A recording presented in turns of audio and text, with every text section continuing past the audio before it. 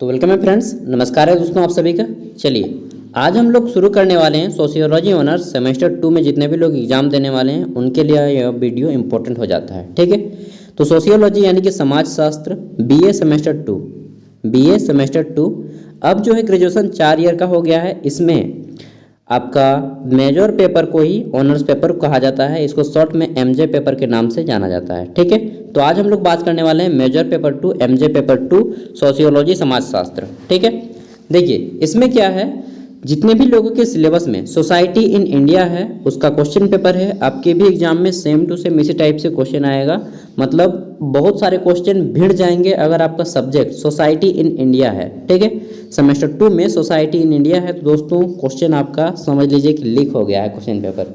ठीक है, यानी कि Bharatiya Samaj, society in India या इंडियन सोसाइटी।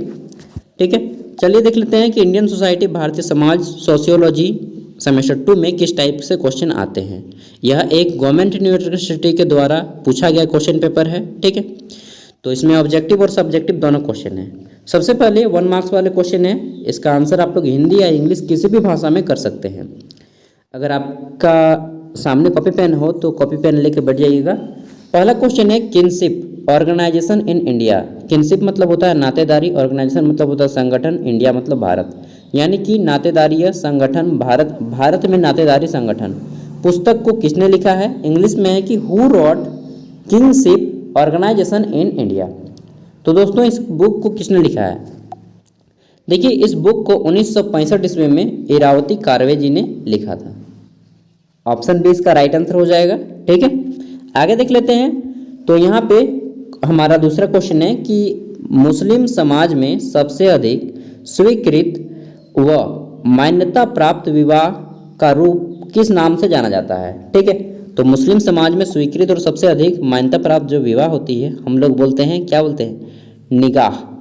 वो गाना भी है ना कि निगाह हमसे करोगे कैसे ए दिल ए दिल ए दिल ए दिल, मुझे गाना ठीक से याद नहीं है। ठीक है, तो निगाह, और हम लोग क्या मुस्लिम समाज में क्या बोलते हैं, जब निगाह किया जाता है तो उनका एक होता है कबूल है कबूल है कबूल है। ठीक है, तो ये पॉइंट बोला जाता है। चलिए देख लेते हैं आगे। तो हमारा तीसरा क्वेश्चन है, देखिए सोशियोलॉजी जो है समाजशास्त्र एक बहुत ही इंटरेस्टिंग क्वेश्चन सब्जेक्ट है यार। तो आप लोग को इसमें पढ़ने में बोर नहीं होगा और ना ही ज़्यादा दिमाग खपाना पड़ता है इसमें। तो आप लोग जितने भी लोग सोशियोलॉजी चुने हैं आप लोग स्मार्ट आदमी हैं, टेंशन मत लीजिए, आप लोग का ग्रेजुएशन अदर सब्जेक्ट के मुकाबले बहुत ईजी रहने वाला है। तीसरा है प्रभु जाति की अवधारणा किस लेखक ने प्रस्तुत की है। ठीक है, तो प्रभु जाति की अवधारणा किस लेखक ने प्रस्तुत की है, राइट आंसर हो जाएगा श्रीनिवासन जी, मैसूर क्या नाम था इनका पूरा नाम, मुझे क्या बोलते हैं मुझे उसको, नरसिम्हा, मैसूर नरसिम्हा कुछ इस टाइप से श्रीनिवासन पूरा नाम है इनका। ठीक है, इन्होंने ही बोला था। अगला है चौथा क्वेश्चन, राष्ट्रीय जनसंख्या नीति कब घोषित की गई, when was national population policy announced. तो दोस्तों राष्ट्रीय जनसंख्या नीति को अनाउंस किया गया 2000 ईस्वी में। ठीक है, सन 2000 में।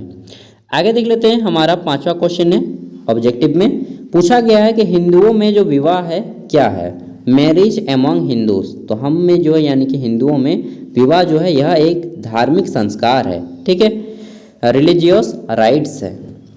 तो ये हो गए कुछ क्वेश्चन, आप नोट करके जाइएगा और सेम टू सेम इसी टाइप से और कुछ क्वेश्चन बना लीजिएगा। ठीक है, आपके एग्जाम में आने की बहुत ज़्यादा संभावना है। ठीक है दोस्तों, और जितने भी यहाँ पे क्वेश्चन दिए जा रहे हैं सभी को आपको सॉल्व करना है घर में।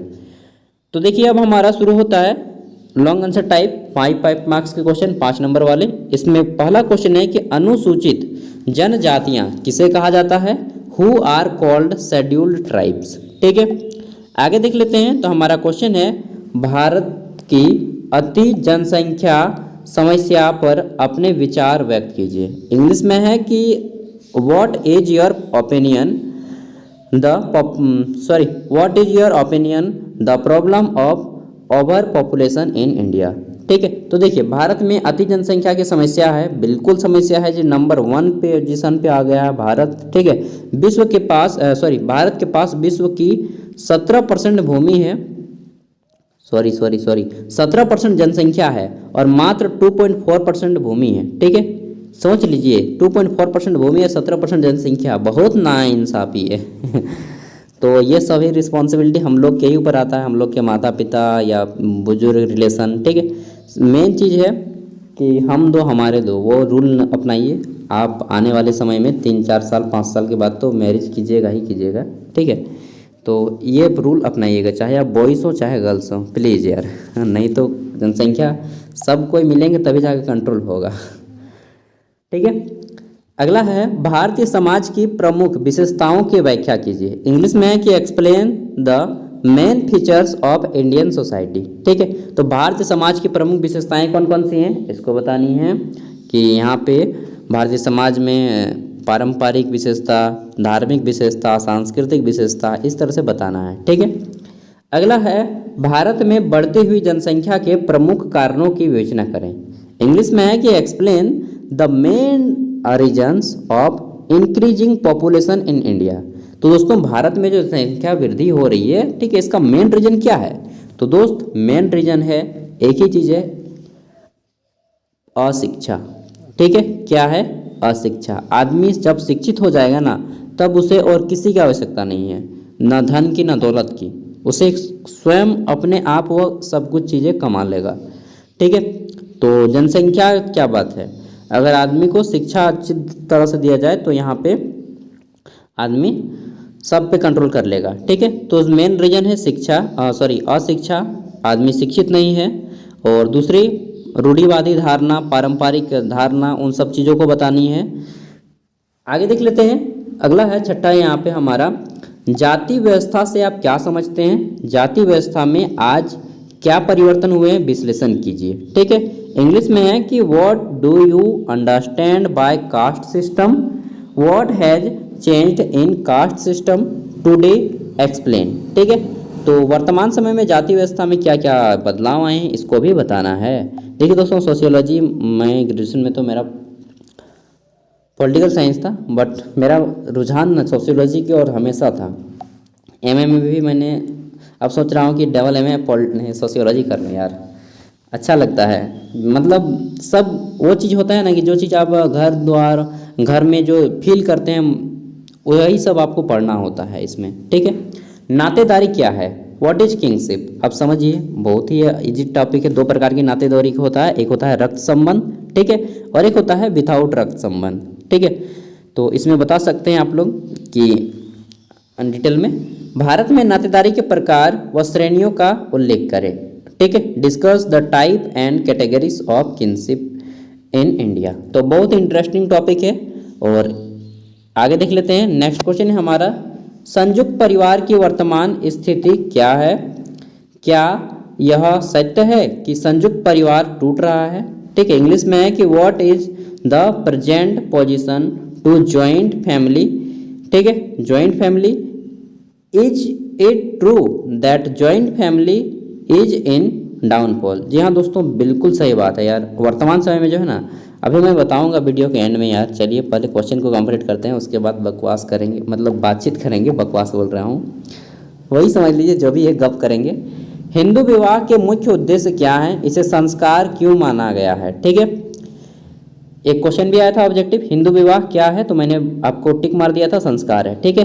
What is the main purpose of Hindu marriage, why is it considered sanskar, ठीक है। तो हिंदू विवाह के मुख्य उद्देश्य क्या है, इसे संस्कार क्यों माना गया है, इसको बताना है। तो ये हो गए आपके क्वेश्चन।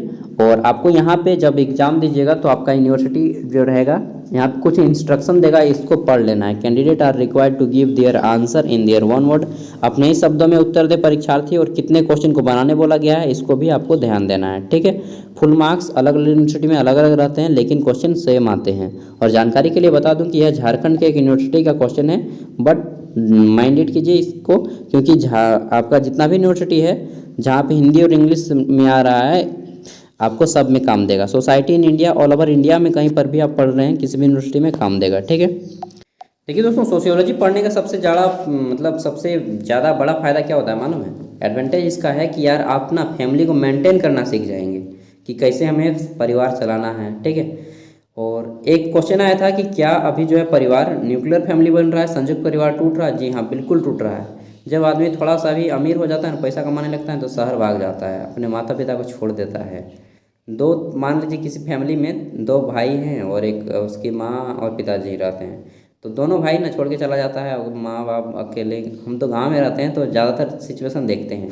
मैं भी इतना कमा लेता हूँ कि यार इजीली मैं शहर में सरवाइव कर सकता हूँ, अच्छा खासा रह सकता हूँ। बट नहीं, मैं गांव में रहता हूँ यार, मुझे गांव प्रिय है। शहर जाता हूँ घूमने के लिए बस, ठीक है। तो कभी भी अपने लाइफ में जब तक संभव हो तब तक फैमिली को मत छोड़िएगा, ठीक है।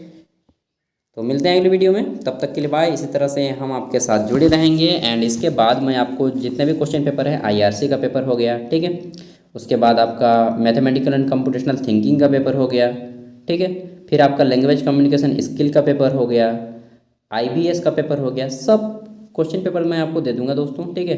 तो जुड़ जाइए। एंड अगर आपका कोई दोस्त है तो उन तक भी वीडियो को शेयर कर दीजिएगा। Thank you, bye. और अगर आप झारखंड की गवर्नमेंट जॉब की इन्फॉर्मेशन चाहते हैं तो आप यूट्यूब पे हमारा दूसरा चैनल है, आप इसी चैनल के फीचर्स में जाएंगे तो आपको मिल जाएगा, सागर साव के नाम से, ठीक है, सेल्फ मेरे ही नाम से है। तो आप लोग वहाँ पे देख सकते हैं, झारखंड की हर एक जॉब इन्फॉर्मेशन वहाँ पे दी जाती है। बाय, ऑल द बेस्ट, अच्छे से एग्ज़ाम दीजिए।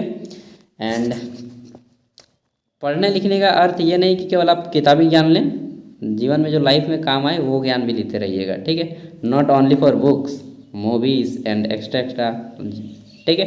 Thank you, bye.